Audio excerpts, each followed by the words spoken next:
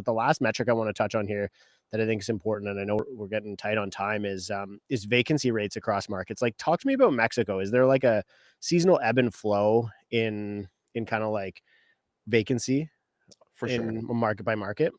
Yeah, for sure. I mean, like I can only it depends on the city, obviously, but I can speak for like this, like Quintana Roo, which is the state. Like, actually, I'll speak more specifically for Tulum, but the vacancy rate, it's seasonal here. No, not many people are coming to Mexico to visit, so your Airbnb occupancy rates are going to drop drastically.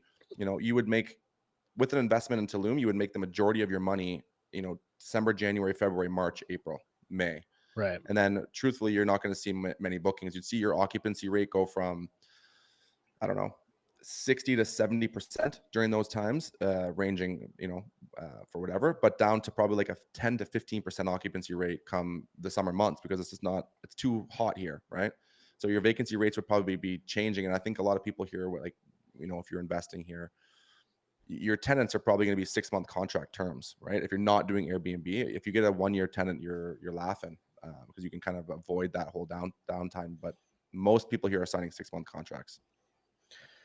Yeah. So to really think about that, you need to analyze that exceptionally well when you're underwriting your investments, right? Like, you need to include a allowance for vacancy, because a lot of people, this is one of the biggest mistakes that I see people make, is like they just assume that all of their suites are going to be leased out all the time. Yeah, If for you're buying sure. a multiplex, it's like, well, if the market vacancy rate's 7%, but it's like, oh, well, all my suites are leased. It's like, okay, cool. Well, if the market vacancy rate's 7%, statistically, it's saying that when you do have a vacancy come up, it's going to take you a month or two to lease that up, right? Like, usually that's not uncommon. I own a lot of multiplexes in the Canadian market.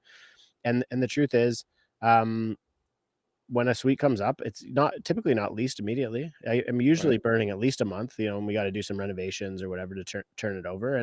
And a lot of people don't even put that into their pro forma, right? They're just like, oh yeah, I'm going to collect rent every single month forever, right?